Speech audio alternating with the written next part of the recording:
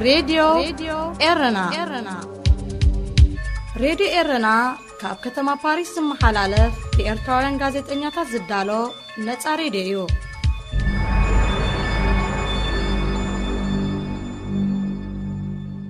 سلام كبرا سمعتي نايلومي عربي شدش تحدار فنونا يفلم الله مكتالكم بخبرين نعدمنا زينا كنقدم أرستاتو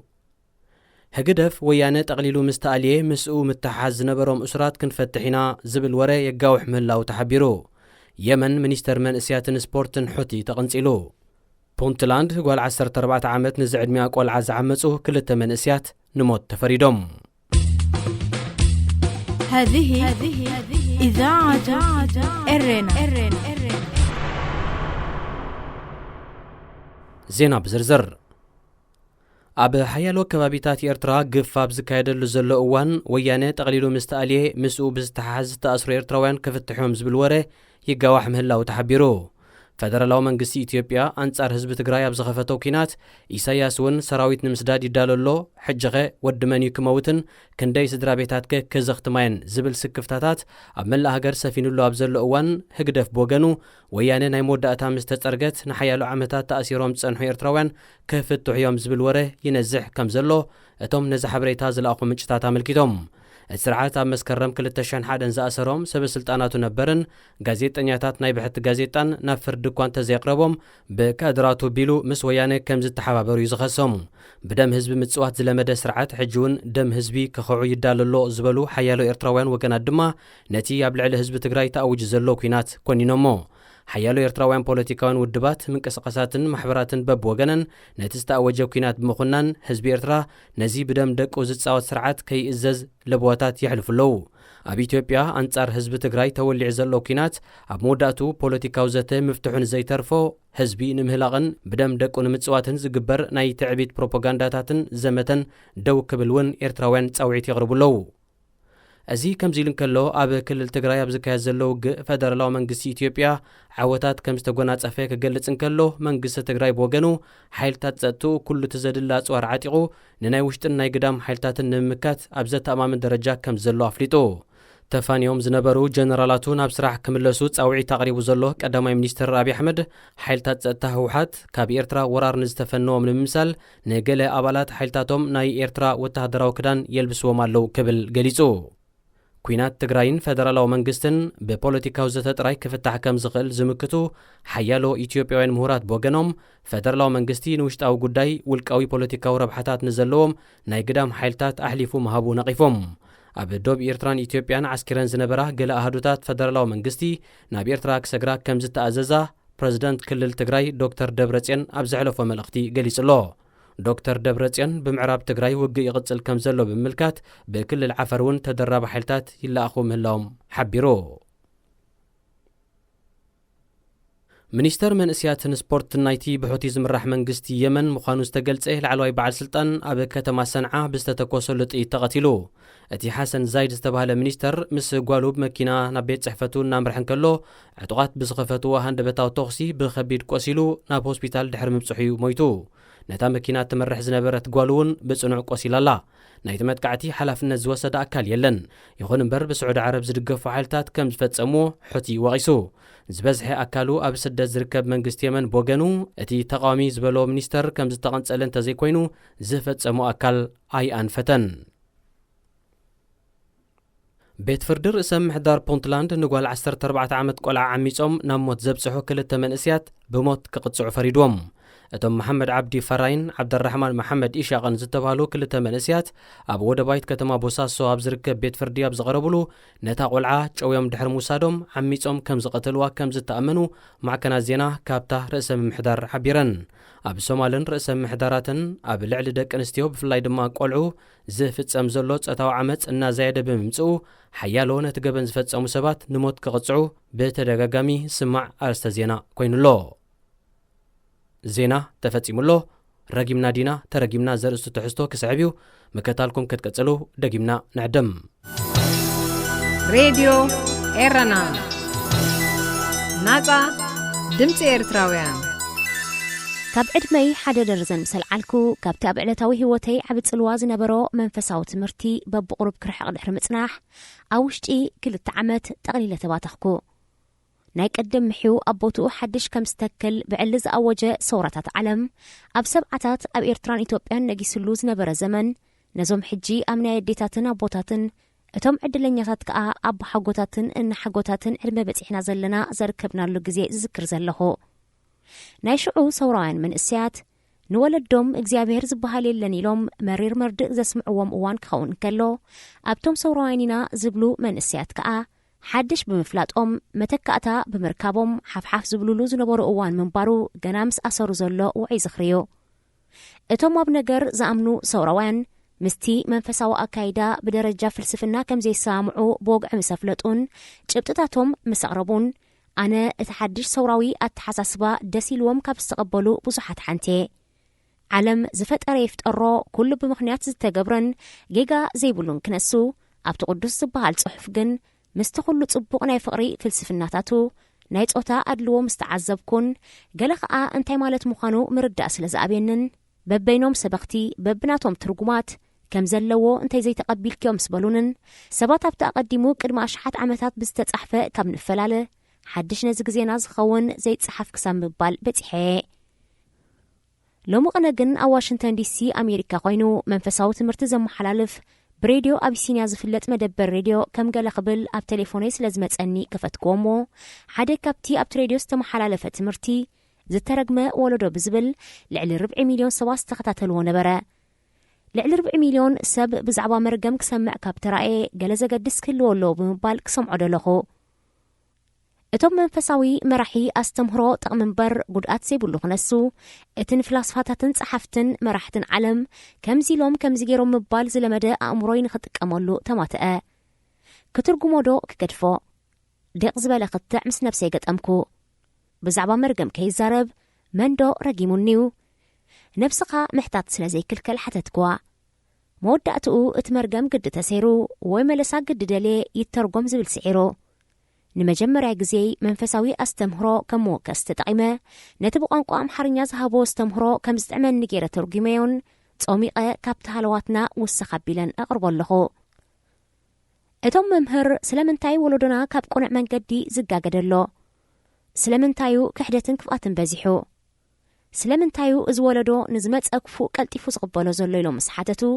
ብዛዕባ ኣብ መዝሙር ዳዊት ምዕራፍ 109 ቁፅር 6 ክሳብ 10 ዮም ዝዛረቡ መርገም ቁፅር 1 ብልዕሊኡ ሓጢአተኛ ሽመሉ ሰይጣን ብየማኑ ጠጠው ይበል እቲ ኣድጊ ክደሊ ኸይዱ ዝነገሰ ሳኦል ንዳዊት እናሳደደ ሙኽ ምሰበሎን ዳዊት ካብ 2-3 ውግእ ካብ ሞት ምሰምለጠን ብልዕሊኡ ሓጢአተኛ ሽመሉ ኣብ የማኑ ከዓ ሰይጣን ጠጠው ይበል ክብል ጸለየ ብድሕሪኡ ሳኦል መንፈሳዊ ክብሩን ሽሞቱን እናወደቐ መጺኡ ኣብ ዝተሳተፎ ኩናት ክስዓር ጀሚሩ ዓወት ኣይረኸበን ደቁ ኣብ ኩናት ሞይቶም ዓሌቱ ጸኒቶም ናብ ጊለውኣ ማለት ቀላጥ ቦታ ካብ ጸላእቱ መከላኸሊ ዘይብሉ ክፉት ቦታ ኸይዱ ብናቱ ሰይፍ ተወጊኡ ጸላእቱ ከዓ ርእሱ ቆሪጾሞ ስራሕና ባህርያትና ግዜና ዘበና ናብራና ኣዕርክትናን ጉርባብትናን ይረግሙናዮም ተመሪዕና ንፈልጥ ዶ መርገም ከዓ ብክልተ መንገዲ ምስ ክፉእ ናይ ሰይጣን መንፈስን ምጽቡቕ ናይ እግዚኣብሔር መንፈስን ጥራዩ ዝብገዝ ካልእ መበገሲ የብሉን መርገም ቁፅሪ 2 ኣብ ዝተማጎተሉ ተረቲዑ ይውፃእ ናይ መርገም ቀንዲ ምልክት ዘይምስማዕን ዘይምስማዕን እዩ ትዛረብ ትልፍልፍ ዋላ ሓደ ይሰምዓካን እዩ ኣይ ትብል ዝሰምዓካ ትስእን ኣብ ዝተማጎተሉ ግዜ ተረቲዑ ይውፃእ ኣይዛረብን እንተተዛረበውን ዝሰምዖ የለን ሰባት ንሓድሕዶም ይዛረቡ ኣይሳምዑን እቲ ሓደ ናይቲ ሓደ ሽግር ኣይርድኦን ኩሉ ንናቱ ይዛረብ ናይ ኩሎም ሕቶ መልሲ ኣይረክብን ኩሉ ይዛረብ ኩሉ ይብል ዋሪ ሓደ ዝሰምዕ የለን እዝንሎ ግን ናይ ምስማዕ ኣገልግሎት ኣይሂብን ሓደ ካብቲ መርገም ክትሰምዕን ከተስምዕን ክትሰማምዓን ዘይምኽኣል እዩ ተምሃራይ ንመምህሩ ይሰምዖን መምህር ንተምሃራይ ኣይሰምዖን ቤተሰብ ኣብ ሓድሕዱ ይሰማዕን ኣብ ኩሉ ማዕርግን ደረጃን ዘለው ናይ ምስማዕን ማለት ጽናይ ምባሃልን የለን እቲ ሓደ ነቲ ካልእ ሰሚዑ በረኸት ዝኾነሉ ጽቡቕ መንፈስ ካብ ውሽጡ ጠፊኡ ብኽፉእ መንፈስ ተተኪዩ كل سب كفو انبر صبوق سمع زني كفتن نصبوق متحلالفي زعاصو قدماي ناي ودقت ملكت دمايو مرقم قطر 3 እግዚአብሔር ዘይሰምዖ ወለዶ ይኸውን ጸሎቱ ኃጢአት ትኹን ንሓድሕድካ እንተ ዘይተሳሚዕካ እግዚአብሔር ድማ ሰቂብል ኣይሰምዓካን ጸሎቱ ኃጢአት ይኹን ንጽሊ ኦይ ንብል እግዚአብሔር ኣይሰምዓናን ናይ ክፍኣት መርገም ናይ ተንኮል መርገም ናይ ክሕደት መርገም ኩሉ ዓይነት መርገም ኣለና ሰቢ ከሓሓድ ከመይልዩ ብሓባር እናነበረ ዝከሓድ ኣብ ግዜ መርገም ዘሎና ወለዶ ዝጸለናዮ ንሓጢአት ይኸውን ሓድሽ ወለዶ ተማሂሩ ዝበሃል ወለዶ ቡንና ደከረ ጫት እናበልዐ ብሕልሚ ፐላሶን ሽቁን እናወነነ ይጽሊ መን ይሞኽሰምዖ መስተና ሰተኻ እናሓሰኻ ከይተሳማዕካ ምጽላይ ምልክት መርገም እዩ መርገም ቁጥር 4 ዕድሚኡን ዘመኑን ዝጭንገፍ ወለዶ ዘመኑ ውሕድ ይኹን ሽሞቱ ካሊእ ወስዶ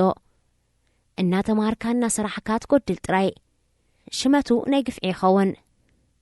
ስለምንታይ ክንዲ ዝኸፊእና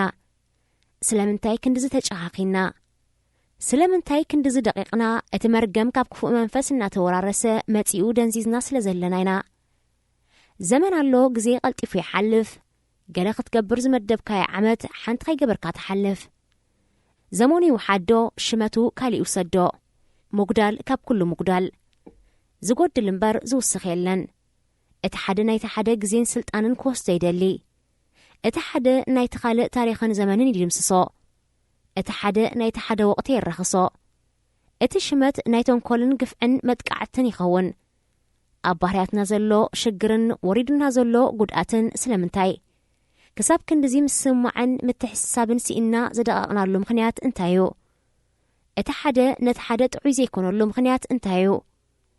ደንዚዝና ኮፊልና ከም ዝደንዘዝና ከይፈለጥና ተዓዚምና ኮፊልና ኣለና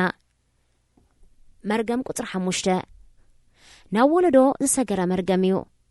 ደቁ ድኻታት ይኹኑ ሰበይቱ ከዓ መበለት ትኹን ደቁ ብድኽነትን ተስፋ ምቑራፅን ዝልለዩ ይኹኑ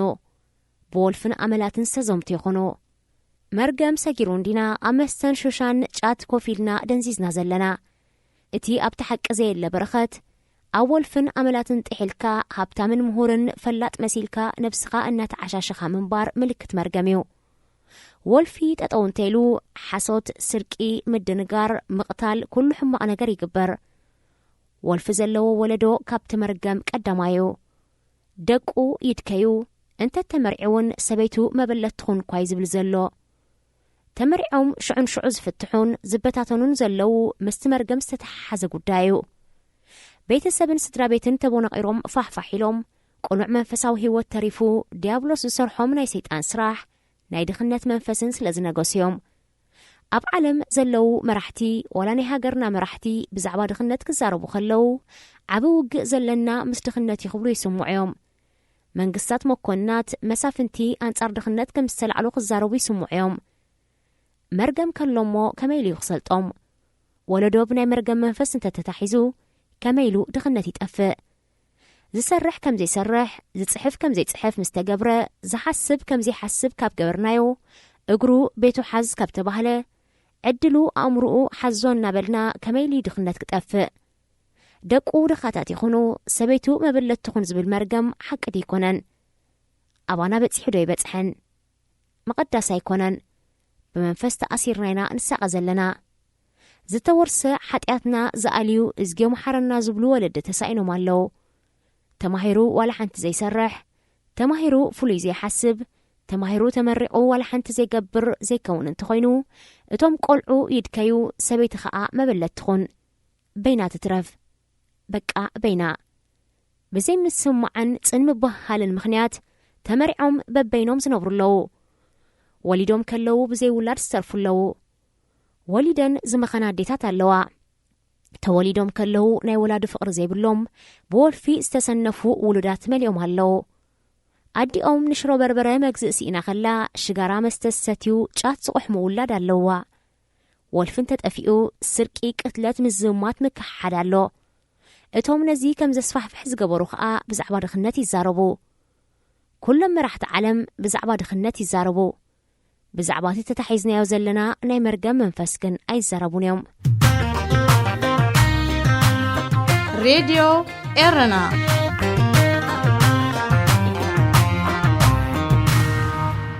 መርገም ቁጥር 6 ኩሉ ግዜ ዝስደድ ወለዶ ይኹን ደቆም ይቕባሕብሑ ይለምኑ ካብ ስፍሮኦም ከዓ ይባረሩ ኸይብል ደቆም ቦታ የብሎምን መዕረፊ የብሎምን ሙግያያ ቀባሕባሕ ምባል እዩ። ዋላቶም ዝመሃሩ ካብ ትምህርቲ ናብ ትምህርቲ ክቕይሩ እቲ ሓደ ኣብይኒሎም እቲ ሓደ ክፍትኑ ዕድሚኦም ሙሉ ኣብ ፈተና ይነብሩ። ናይ ሕልና ዕረፍቲ የለን። ኣብ ዝኸድዎ ብሪግሪግ ምባል ጥራዮ ኣብ ወፃኢ ሃገር ኬድካ ሕልምልም ምባል ካብ ሃገር ናብ ሃገር ምኹላል ቦታ የብሎምን ይስደዱ ጥራይ። ሳኦል ኣብ መከላኸሊ ዘይብሉ ቦታ ብጸላእቱ ክሳዱ ምስ ተቖርጸ ካብ ዘርኡ ሓደ ሰብ ጥራይ ተሪፉ። ንሱ እውን ካብ ዝባን ሓዛሊቱ ወዲቑ እግሩ ዝተሰብረ ህፃን መንቢፊስተ ዝተባህለ ወዲቑ ዝተሰብረ ማለት እዩ። እቲ ሓደ ዝተረፈውን ዝተሰብረ ሰንከለ ነበረ። ተመሪቕና እንፈልጥ ዶ? መን ይኸ መረቓ ክኸውን? ምርቓ ከም ዝበጽሕከ ንፈልጥ ዲና? ንኽንደይ ዘመኒና ኩሉ ዝነበረና ይደምሰሲልና ጨሪሕና ሕጂ ንባዕልና ተደምሲስና። ይደምሰስ እምበር ይባረኽ ኣይበልናን። ስለዚ ዝተባረኸ ነገር ኣይተረፈናን። መርገም ቁጥር 7 ኩሉ በዓል ዕዳ ዝኸውን ወለዶ ድኻምካ ጓኖት ይጓሕጉሕዎ ዕዳ ጥራይ በዓል ዕዳ ኩሉ ይመዝምዞ ድኻምካ ጓኖት መጺኦም ይግብትዎ። ሃብታምን ድኻን ኩሉ በዓል ዕዳ ኮይኑ ሰይጣናዊ መንፈስ ውኖኻ ኣመዛቢሉ ገንዘብካ ከም ተጥፊ ይገብረካ። ጭንቀት ዘይተፈትሐ ሽግር መፍትሒ ዝሰኣነ ኣነባብራ ንምስማዕን ንምስማዕን ዝሰኣነ ወለዶ ኮይኑ ተሪፉ። ሎሚ እንታይ እንተበልክዩ ሰብ ስምዓኒ ኢልካ ምጭናቕ ልሙድዮ። ሎሚ ሰበይቲ ንሰብኣያ ሰብኣይ ንሰበይቱ ከመኢሎም ከም ዝዛረቡን ዝረዳድኡን እዮም ዝጨንቆም ዘሎ።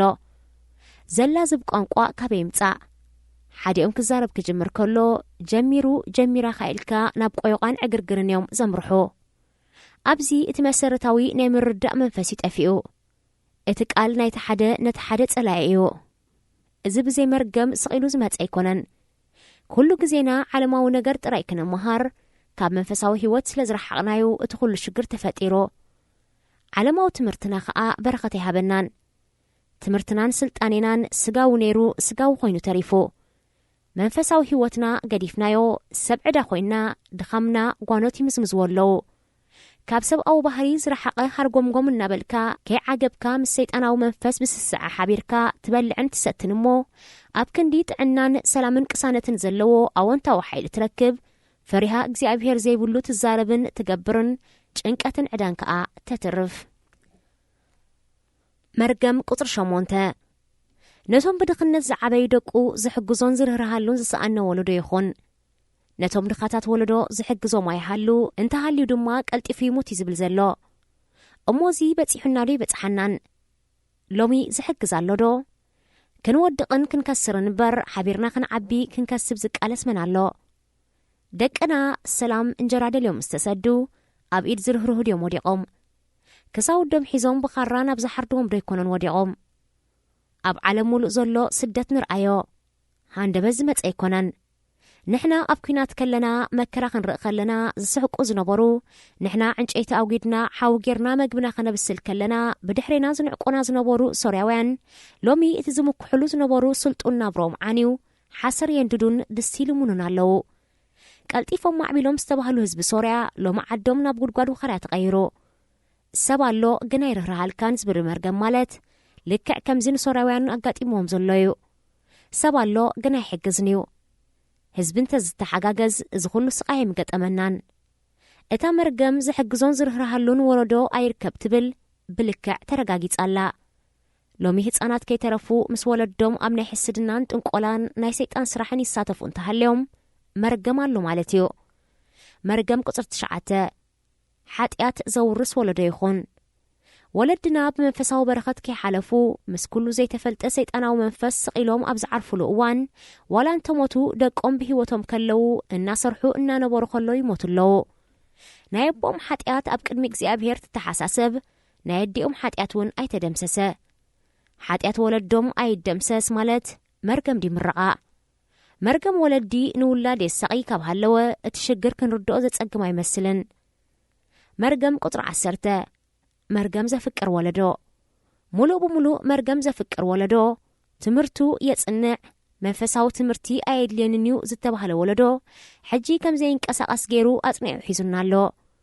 نولادو بلعته مهرايخا كتصو من كتصلنا ايد ليكاني زبل زنبره ولادي لومي رؤسو حيزو بدقو ويبلالو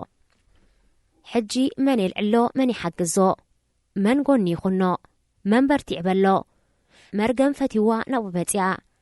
بركة عيدلين كابقو رحيقا مرقم كم كدان لبسا زبل نتي تكبارنا بلكع زقالتيو بهاجر درجة اكزيابهير يلنا يبلنا دينا كاب سنة مقبار كاب منفساو برخت كاب قدسنا تسفا سماياو رأي ملكوتاو برهان دمسنا تفئنا يلن يلنا بكا يلنان مسمع يلن مرجع ملزاب مزراب تنمبهال يلن كل عينتنا وشت خسارة مرقم فتيوا نابو متعيز بالزلو مسرتاو شجر ناس تورارس شجر زيقاتاتنايو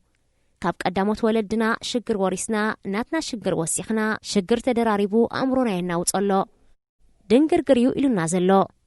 بحرنان بحقنان مسمع سيئنو زلو مجمريا بأسنا مسنبسنان وشتنانيو مليسنا بدقم مسنبسنان بقاس سالساي مسكور بيت نبقاس مرقم فتينايو بتخكلنا بانا متيو فريها اكزيابهر منفساو هيوت يبلنان زمانا وينينا ممس زمت حدش نجر حدستينا أبس الساعات نايتا ساعات سباتينا نخلو أرميناو تكبرات زنت صدبقات يبلنان منفساوي هيوتنا هنيتو كابزو ورارسو مرقم يدحنا نايلو ما استمهرو تمابو بزعبا مرقم كسمع كاللخو مرقم ولادي انت زي قتلا يعنا نزبل عب ملأخت دنغي تأزاز ولد دخاخت فتسمي زخاخركا ولاد خاء نولادو زقتل شكان كم زي كونه زرقاقت نحسب توم بخرو بحالتو زدن مرالاو فلسفنايو كم زي أقدمو استتقسى نهاجرن هزبن زملكات بزوح مرقم كم زلوغن أي فلتن زنباركو برقت زخلو أولع الاستتقسى كدما أشحات عمتا استتصحف خنسو نزح الجنة بروزلنا زرقاقت إيو أبعدهم زيت عموم دكنا نحواتنان قبل بيان سهران كل مرير سقاي قسمون كم انسسا بهيوتهم تتبيحهم ناو تأكلاتهم إشيطونالو كلنا وينبلالونا أب إرترا تقفعنا زبالو ناو تخبدي إرتراوين أحواتهم ويهيوت قفعات مساردتهم إشيطون تهاليهم إرتراوين كابزن لعلي أرمين نتن مرقمن كن رأس لزين غقل كينو مرقم كالك ألكن دللنا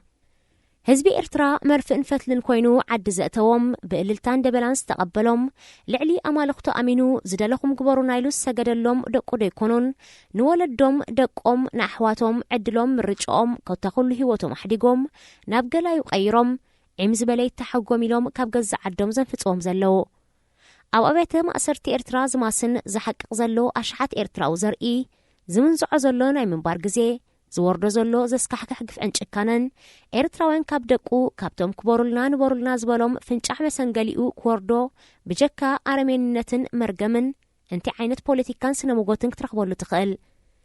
أب زمنة أبا والتحقن وتصعن كخونو دمتو ماسميروم هزبخ حبرو أرمينت كقاتقو نسلام فقرن كتصوعو تتصبيهم من فسوين مرحتي جالدا مسفتقرو تساقع مرقمن چكانن حسدنا نتخوينوم كا عجات هزبي إرترا انتاي كخون اتحمام مستموتو زي ترف بعلو تسألقاتو فتيرو زحدر سرعات كم زي ختم زنقر مرد دروغ مزبقصحنا زرقاقتيو كم هزبي بسلام كنقصل كابت دنزيزنا يوزلنا تبارابيرنا انتايو أبسانا زيبل أبسانا نلاليلو قزيز أخلي يمثل رقيمنا دينا ترقيمنا ويكلتيو ملسي قدن كلو اللواء سنيت محاري راديو إرنا راديو إرنا كاب كتما باريس محلالف بإرتوارن غازت إنياتا زدالو نتا راديو